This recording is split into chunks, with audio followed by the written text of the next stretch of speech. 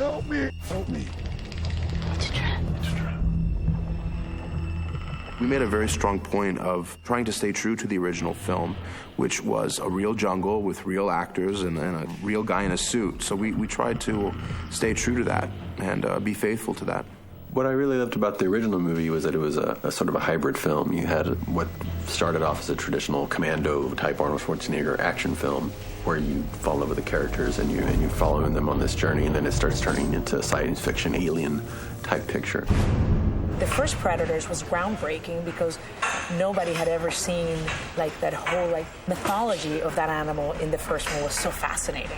The fact that he could see infrared. So that's the neat thing about the first one that broke so much ground with people. The visual effects have gotten better, more sophisticated because that's where technology's taken us. But at the end of the day, it's what is the story?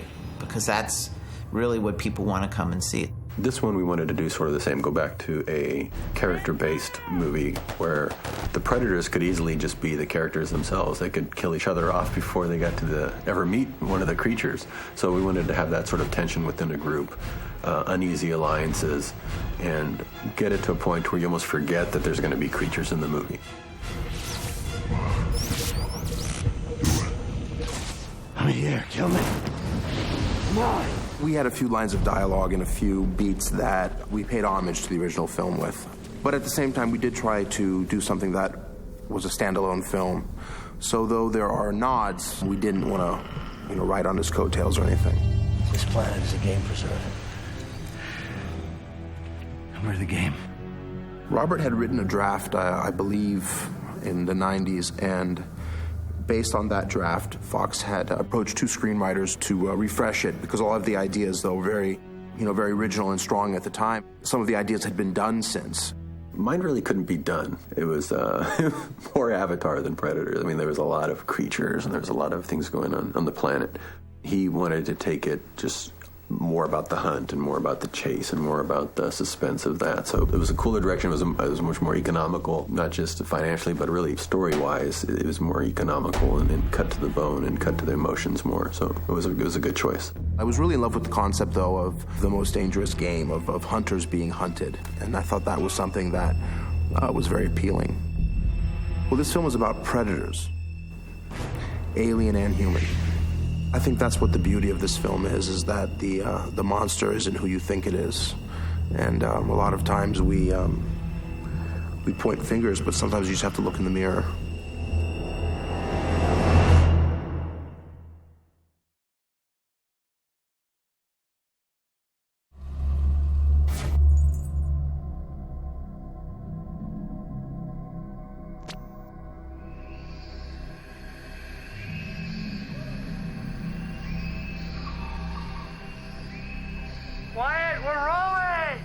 Padosh, my director of photography, and Steve Joyner and Kayla, we all sat down and we tried to think of other films that had epic jungle scenes in it that really, really visually was stunning and complemented what the story was trying to achieve. Everything from The Sorcerer to, of course, the original Predators to Arachnophobia. I think there was a wide range of films that we looked at. We all agreed that these jungles can't be the beautiful, lush, jungles that you see in Lost, or you see. We definitely knew that the jungle had to complement the predator. I've never seen this jungle, and I've seen most. We ended up actually doing something a little backwards for the locations guys. We sent a Texan to Hawaii to find the locations because he knows what's here that can match. So we sent Logan out there to find things that could look otherworldly, but that then could be brought this way, and along with things we could build, make it happen. Hawaii wasn't the first choice. We looked at quite a few jungles. We explored Puerto Rico and Mexico, China even. So there was a pretty broad net cast to find this perfect alien jungle, and we ended up in Hawaii because it has a great look. It doesn't have a specific feel to it. Like it's not, you don't see it and go, hey, we're in Hawaii. Predators 2009. It's a tough day at the office, just kind of showing up and hanging out. They have us in Hawaii. It's tough. It's really tough, but somebody's got to do it. We ended up using Hilo, Hawaii as our exotic location because it is one of the newest islands that's been formed. It's very rough in terrain. It has a unique vegetation even from the other Hawaiian islands because of its relative young geologic age. And the parts that we went into for the jungle and that locations found for us were very alien, very extreme, very difficult to work in.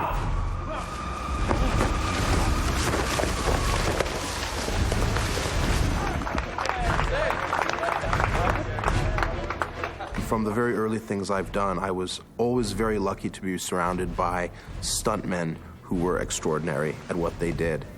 Jeff Dashnaw were just incredible, and the things that they were capable of doing and doing them safely was impressive. It was really impressive. I'm gonna do my own stunt. Check that out. That's the drop that they're doing today. Oh my God! That's crazy. The high fall into the water is something that I think Nimrod was very happy with that sequence. And, you know, it was a little bit nerve-wracking for me because, as far as I know, just locals in Hawaii were the only ones that ever dove that. And, you know, you hear, oh, it's 50 feet deep, 30 feet deep. And we actually went out there and it was like 12 feet deep coming from 80 feet. So we had to do a little prep work there. I get worried about jumping into a pool sometimes, let alone jumping off an 80-foot cliff, so it was pretty impressive. You know, the fact that they were able to do the things that they did was incredible, but the fact that they were able to stand up at the end of it, you know, and give me a hug, that meant a lot.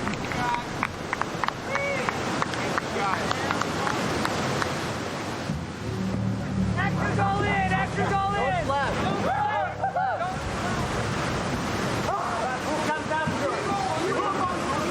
This is just like what it was like almost every day on that 70 show. So there's nothing new to me. That was so much fun. Oh my God. You know, when I read this, I thought, this isn't really gonna happen. It really happened. It's unbelievable, man. Very cool. There were a few locations which we tried to match to Hawaii, which we actually found practically here in Texas. We also found a lot of locations that were very otherworldly, alien-looking, not far from Austin. So, Austin is weird. So this is Hamilton Pool. It's a county park. It's definitely a natural wonder. It's an amazing place, and we're very lucky to be here. We had to put a lot of environmental concerns at the forefront to be able to work in such a sensitive area.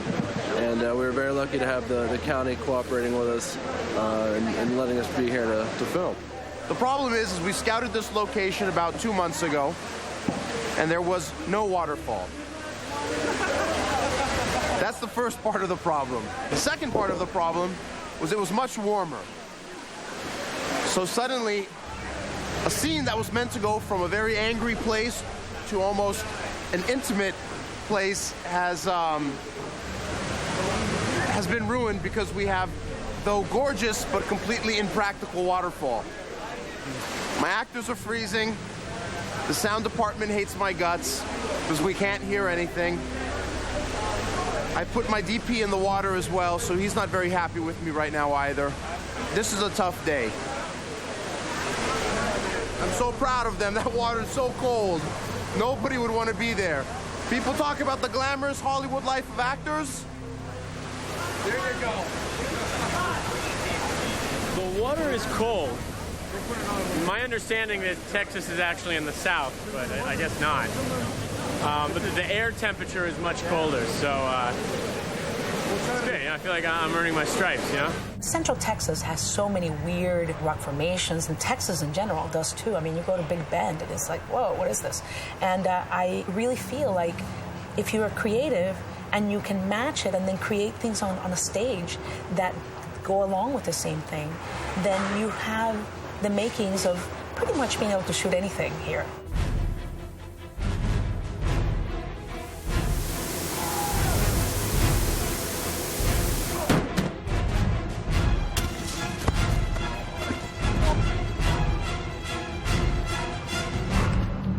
the timetable is always short. That's part of the reason we can make them for less than somebody else could have. It's a whole culture of thinking. How can we make this movie for this money, but make it huge, make it look huge? This is the same budget as Sin City, but this one has huge sets and not as much visual effects. This group of people just always comes up with the most amazing things, and then they just work nonstop. I mean, these guys have been working 7-day weeks for weeks now. I think the thing about Predators that was really the kicker from the beginning was we all had the mandate that we were going to refer to the original Predator only. That's what we all wanted to do. We were really inspired by the idea. I think I watched the original Predator 7 times. I've studied every frame. John McTiernan did such a fantastic job with his team so long ago. Every scene was well thought out. Every scene had a person camouflaged in the frame. They really attended to every detail. They had great foreground images, always something between the character and the camera. I mean, everything was really structured. It had a great architecture to it. When you have that kind of challenge facing you, you want to rise to the occasion. Steve and Kayla and their whole art department is just truly, and then they, like you said, they designed the weapons. It's a whole process. And now it's like this crazy Willy Wonka shop of whatever. We can make anything happen. Sarah is making alien Shane right now. Again, you don't want anything to be human down to the smallest detail. So all our links will be made of rubber and assembled. Especially for great foreground moments, you want to have things always in foreground, and this is a great way to do that, and it gives a cool bit of visual interest. This is a prop that's coming up in a few days. This is a weapon that I think will be used between Royce and the Berserker. The head of the tool has to break off during a stunt, so everything has to be raked accordingly so it can be a breakaway piece.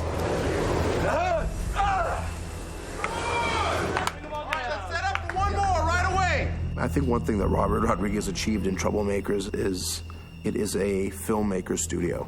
And unfortunately, in a business where millions of dollars are involved and it has become very much a business, you lose a lot of the artistic process. And one thing that Troublemaker and Robert gave me was an environment in which to make a film based on what the filmmaker feels is right for the film. And that is something very special. And then let me see where your look is going to be. Ready? And hold it with the other hand then. Grab the leash with the other hand. There you go. There's no studio heads down here, telling people what to do. They get to come and really play. And I really enjoy hiring people to come do something different than they usually do. I think that he was able to protect me in a way that, and it may have something to do with distance, I don't know, but I think it had a lot to do with just making sure we had all the tools and toys to play with. It gives them a real opportunity to spread their wings and be very creatively fulfilling and prove themselves in a different way.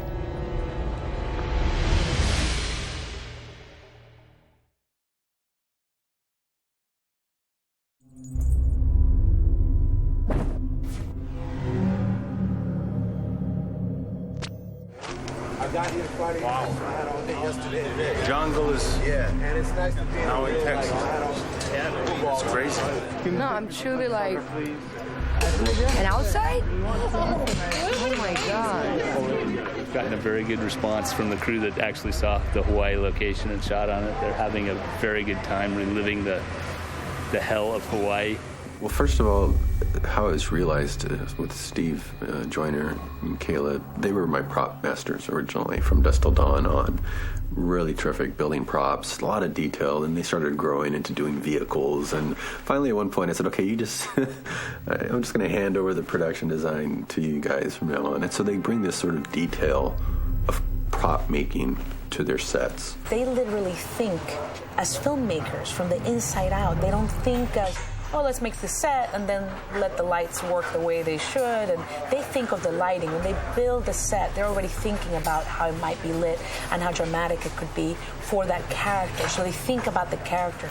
So that's why everything looks just so incredibly layered and detailed. And over the years, I was always like, I like texture, and Now the texture, by the time we got to this movie, texture is coming out about this much from the walls. So it builds a lot of depth into the picture and a lot of detail and just layers and layers of aging. And that really comes through in the hunting camp, where this is one of the places on the planet where the predators bring their prey, their caught prey, hang them up, torture them, skin them, do whatever it is that they do to them.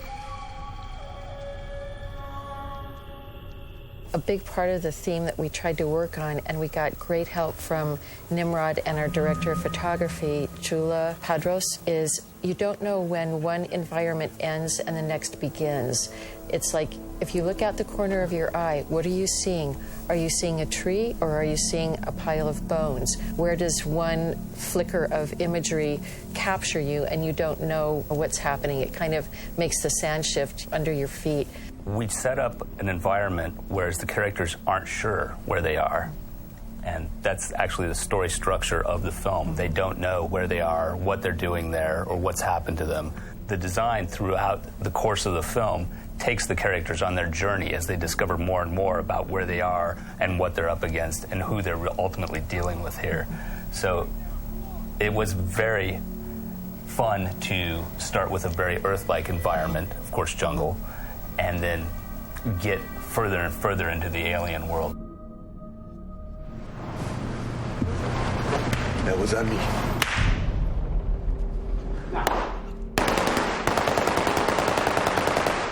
Cut! Cut it! All righty. Ali! One of the big things that was a directive from Nimrod when we began day one on Predators was a specific environment called the hunting camp. And Nimrod's directive was, I want the hunting camp to look like a Bosch painting. The hunting camp needs to be hell. The particular painting that I'm talking about had a busyness about it, and the palette itself was, we knew we were shooting a lot of stuff in the daytime, and that's a scary thought for someone who's trying to make a horror film or a film that has the suspense and tension in it. You know, the more you could hide the monsters in the shadows, the more effective you'll be. So we were almost going against the grain by having one of our big first reveals in the day, and that was a scary, scary idea. Oh, shit! What the hell is that thing? But that palette somehow, with the dark earth tones and the deep shadows, immediately inspired me and gave me a sense of hope that it can be done, it can be pulled off. That was awesome, man. That was good stuff. We were talking a little earlier about the look for predators. We went through as our hunting camp progressed. We took photos along the way to make sure that we stayed true to that palette. I have a couple of other examples here. A lot can happen, of course, when you add atmosphere to your environment, which you know that you want, especially when you have night shooting, jungle shooting, that kind of thing. You want all your shapes to really stand out. One of the great things about this film has been working with the Hungarians, Nimrod and Jula. Jula is a fantastic DP, and he's brought Eastern European aesthetic to it, which just throws it off even a little bit more than what audiences are expecting. Right. Both Nimrod and Jula have a very creative design eye, and they've been very enjoyable to work with. It was a scary experience for me because there was a huge set in the film, and it was something that a majority of really important scenes play out in. So it was a terrifying aspect of the process of making the film. When we initially saw it, it was still being built. It wasn't finished yet. My reaction was, oh, we're in trouble. But then we showed up the day before shooting, and of course, Steve and Kayla, along with the Greens department, had managed to dress it and to complete it, and it was stunning. It was really mind-blowing. And then, in addition, when Jula came in and lit it, it was really impressive. So at the end of the day, I was relieved. Going into it, not so much, but by the end, it was perfect.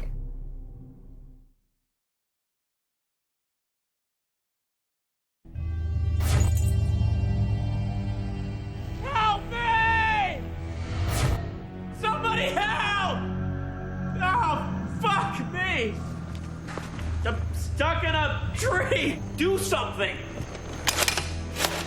If you insist.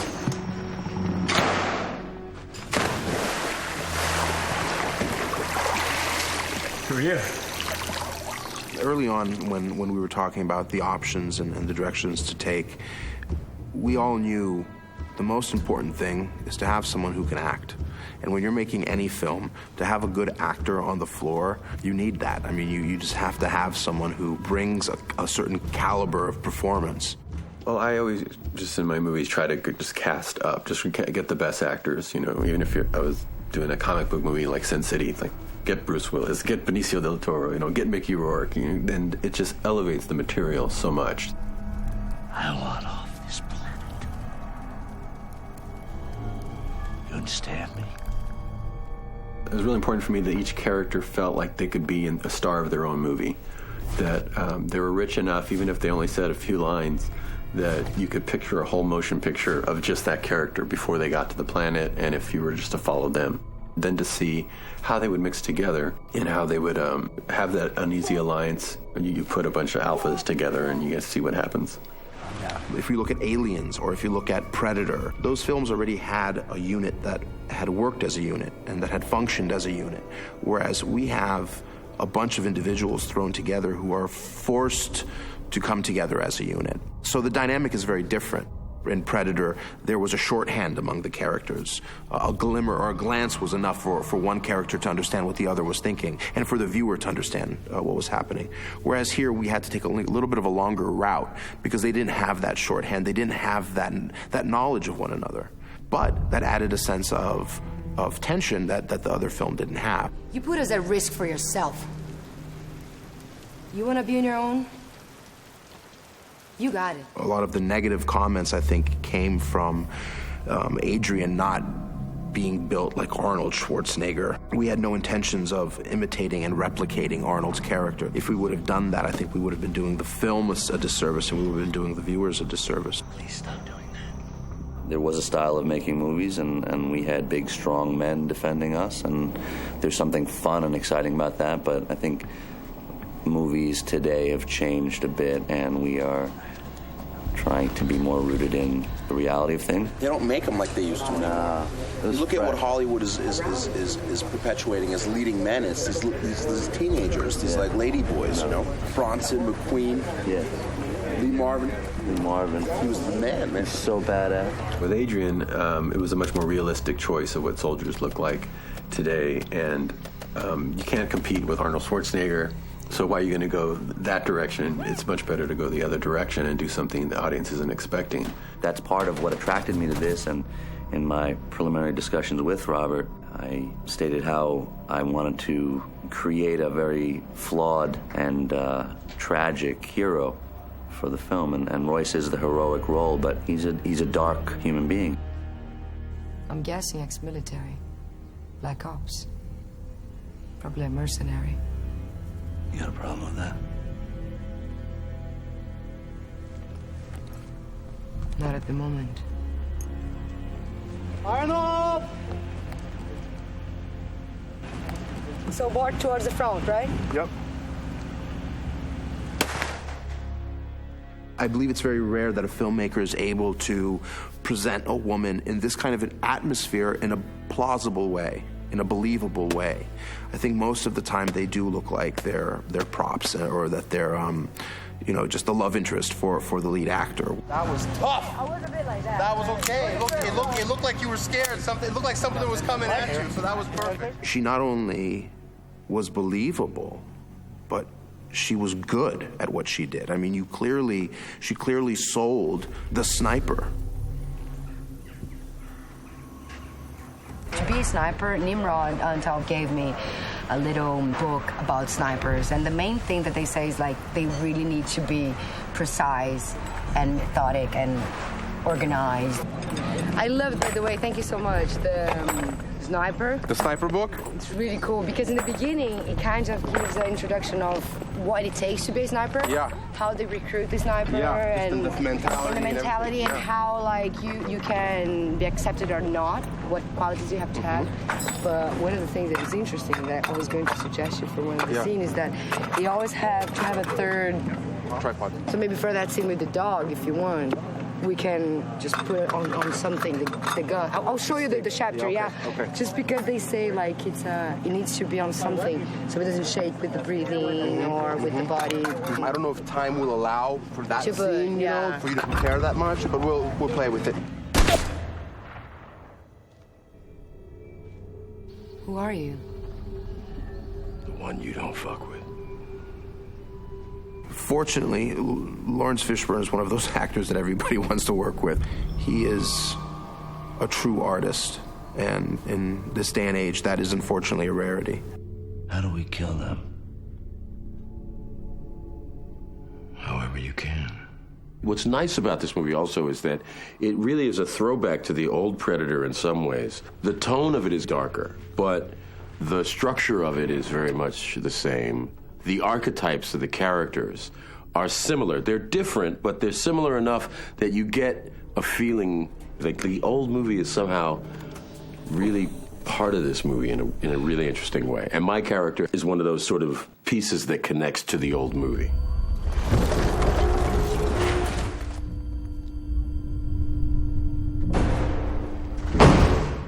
But I'm telling you, man, Louis, shirt off, 34 degrees. And the funny thing is, in all their takes, they're usually watching one another. But that day, Louis had no love because no one was there. No, Louis was alone, so no one was witness to what the dude was doing. Okay. 34 degrees, wind machine on, getting spritzed down. And not one time did he say anything.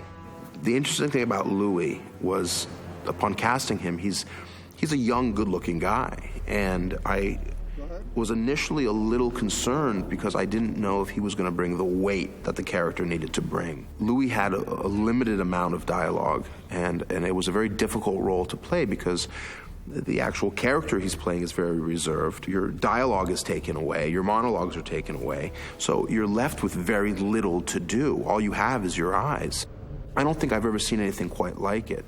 An actor who's had so much removed, he has so little to work with, but that little thing that he does have is huge.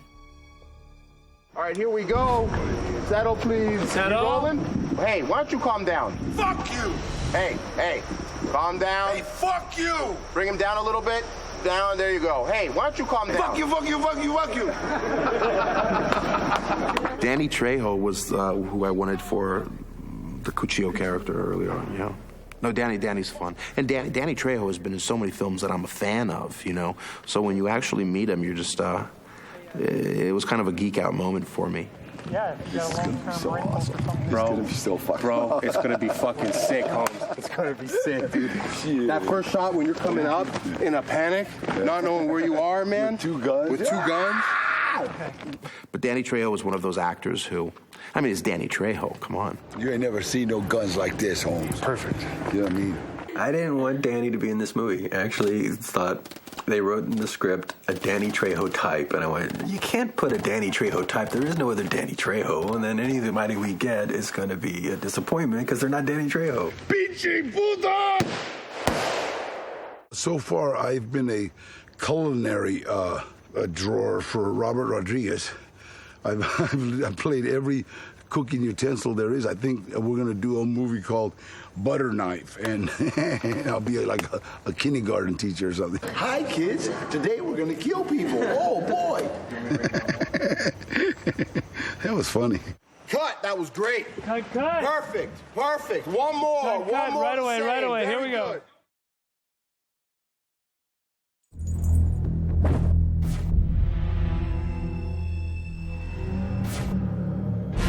Come on!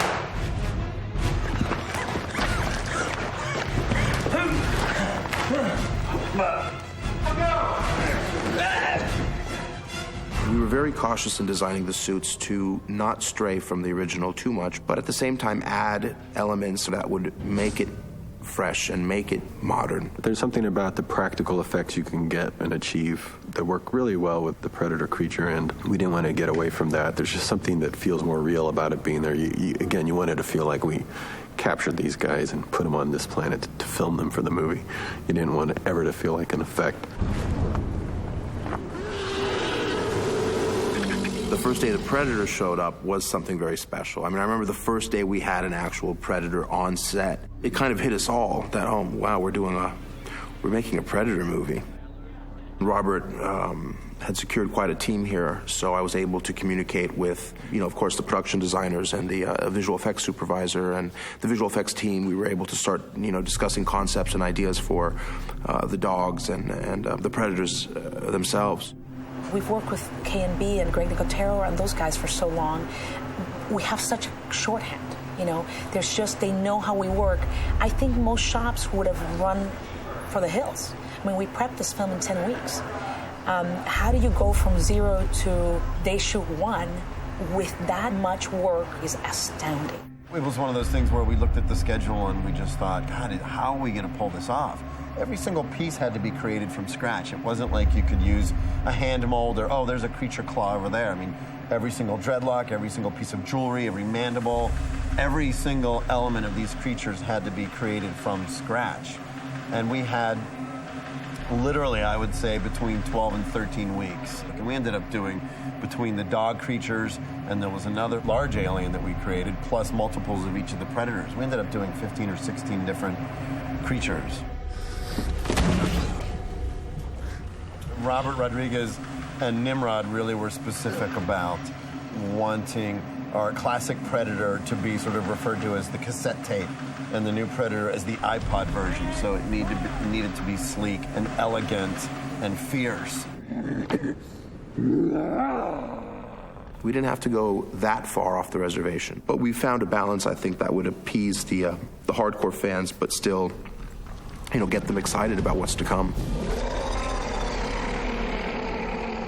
So there's 3 main super predators, and we're calling them berserkers because they're crazy.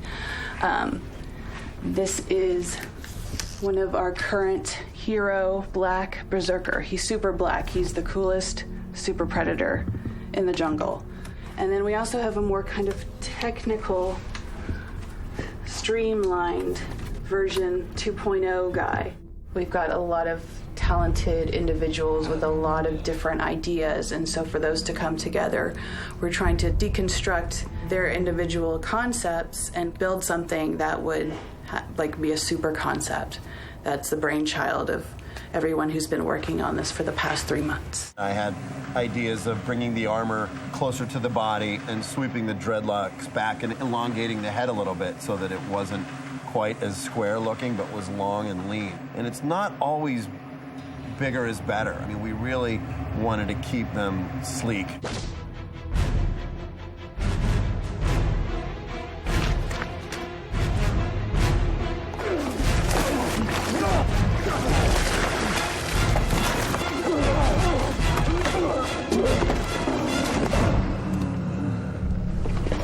That was good. The head lull was perfect, sir. One thing in this Predator film that I don't believe the other films touched upon was the actual hunting culture, that being trapping, flushing, and driving. So the Predators have different techniques that they use in their hunting, and their look is influenced by that. We're going to be seeing a few different kinds of monsters and a few different things that we haven't seen before. It's not even defined in the script, but through the course of the build, the first thing I said is, we need to define the characters of who these 3 guys are. The masks are what we see for most of the film, and they have a lot of personality. So the Falconer had a specific mask design, and then the dog handler had these tusks that he had taken off of one of the dogs. And then Mr. Black had this weird sort of alien jaw that was incorporated into his mask. So each one of these guys has a different personality. The suit is only as successful as 2 factors. You have to add in the performer, and then you have to add in how it's shot. And Jula has made everything look absolutely breathtaking. Anytime you show a Predator in a wide shot running around, you're taking a lot of risks by doing that. So we tried to compose it in a way where we were able to maintain a sense of mystery. I learned a lot in the process, and it was very difficult as far as time, and because you do have prosthetics and you have practical explosions going off, so we wanted to achieve quite a lot in a relatively short amount of time. When you're working with people like K&B and Greg Nicotero, who built the suits, you could just sit back and enjoy the ride. They do such a great job, and a lot of the times as a filmmaker, you're trying to fix things. You're trying to hide a bad something, with lighting or adjust a performance with a cut. There's a lot of tricks that you can incorporate to make something stronger. But in this case, with Greg's suits, you could literally just put the camera on it, and it was just awesome.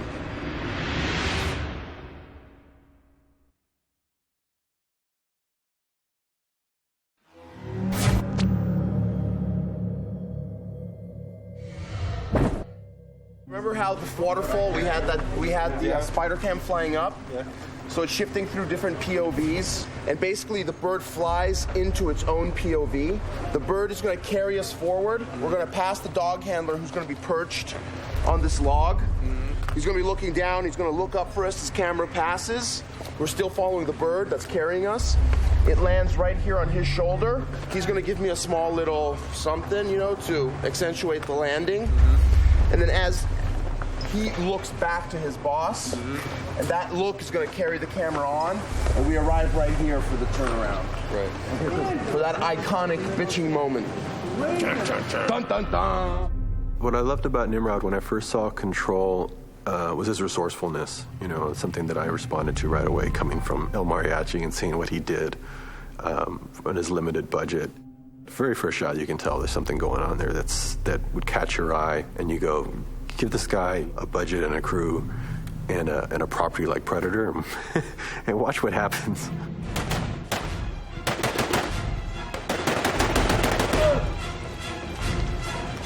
Adrien, you're a badass, bro. That was the shit. That was fucking great. My agent called me initially and asked me if I had any interest in doing Predators, which of course I did. I was a huge fan of the film, and they told me that there was a line of directors to get in with, so I stood in line.